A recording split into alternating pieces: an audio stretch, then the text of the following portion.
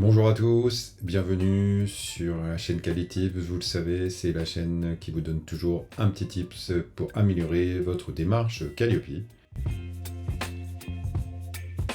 Aujourd'hui, je voulais vous parler d'un point très important qui est le sujet de l'amélioration continue.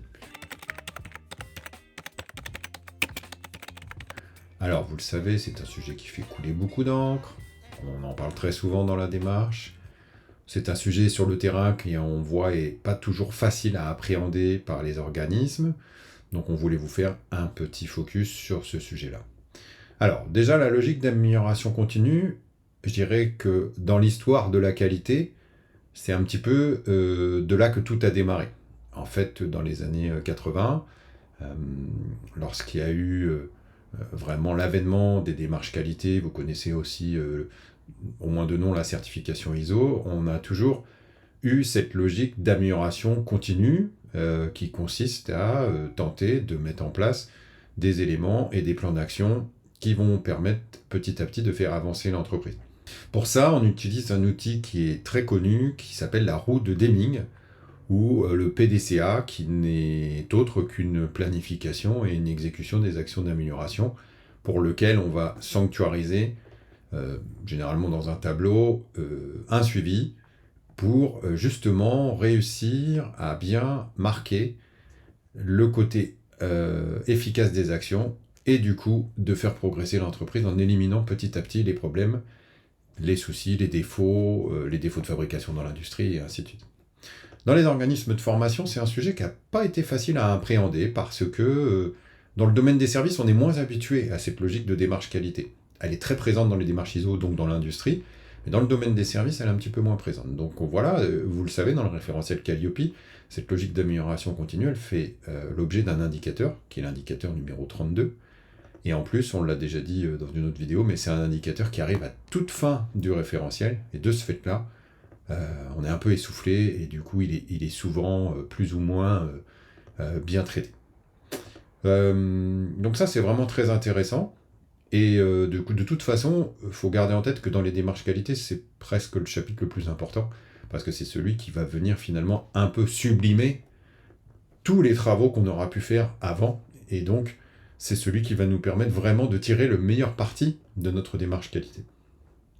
Donc je vous invite à bien le garder en tête, cette affaire-là, et aussi une petite astuce et un tips pour commencer, c'est lorsque vous allez revenir pour repréparer votre audit de renouvellement ou votre audit de suivi ou même des autocontrôles, pensez à démarrer par cet indicateur 32 pour lui faire une place d'honneur dans le tableau des indicateurs au lieu d'attendre et de descendre dans un ordre chronologique en démarrant par le 1 puis ainsi de suite et on arrivera au 32.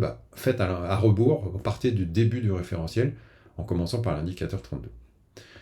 Alors, ce qu'on voit aussi sur le terrain, il y a beaucoup de sujets autour de cette amélioration continue. Ce qu'on voit vraiment sur le terrain, c'est le périmètre de l'amélioration continue. Donc ça, c'est vraiment important. Je vous remets ici la définition, qui est très intéressante. L'indicateur 32 repose sur l'indicateur 30 et l'indicateur 31. Autrement dit, l'amélioration continue vue par Calliope s'appuie sur les appréciations des parties prenantes, vous connaissez, indicateur 30, donc stagiaires, financeurs, entreprises et équipes pédagogiques, et aussi sur les éléments que l'on a recueillis à l'indicateur 31. Généralement, à l'indicateur 31, on parle des réclamations. Et souvent, sur le terrain, on dit chez nous, il n'y a pas trop de réclamations. Bon, déjà, il faut voir ça si c'est vrai ou pas, ou si on l'a bien compris, mais en tout cas, voilà. Il faut partir sur le fait que le 32 est avant tout alimenté par 30 et 31. Il y a un tips ici. Attention, le 31 va évoluer à partir du mois de janvier. Pourquoi ? Parce que dans l'indicateur, on avait bien expliqué qu'il y avait les réclamations, les aléas et les difficultés. Or, dans le référentiel numéro V7, seul le terme réclamation était défini. Ce qui fait que, qu'est-ce qu'on met derrière les aléas, qu'est-ce qu'on met derrière les difficultés ? Parfois même, ces mots-là n'avaient pas été vus lors des audits, et finalement, il n'y avait pas de réponse à donner. Or, c'est important de catégoriser justement les typologies de réclamation. Et lorsque l'on rentre les aléas et les difficultés dans ce périmètre-là, évidemment, comme dans toutes les entreprises, des aléas et des difficultés, il y en a vraiment très souvent. Donc, regardez le référentiel V8, regardez bien les 3 définitions, aléa, difficulté, réclamation. Un tips ici aussi, il faut partir du principe que dans les aléas, les difficultés et les réclamations, il faut avoir une règle de sélection un petit peu. Une règle que je peux vous donner, c'est de vérifier à la fois la gravité de ce qui s'est passé et l'occurrence, c'est-à-dire la fréquence à laquelle ça réapparaît. Autrement dit, un petit incident isolé sans gravité va être traité et on va peut-être pas l'enregistrer en tant que tel.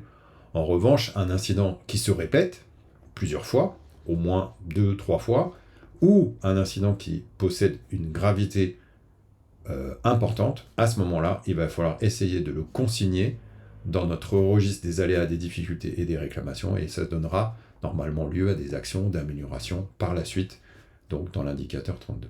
Donc je rappelle ici, l'indicateur 32 est bien alimenté par l'indicateur 30 et l'indicateur 31. Pensez-y, parce que ça donne vraiment un sens et un cap très précis à la démarche d'amélioration continue.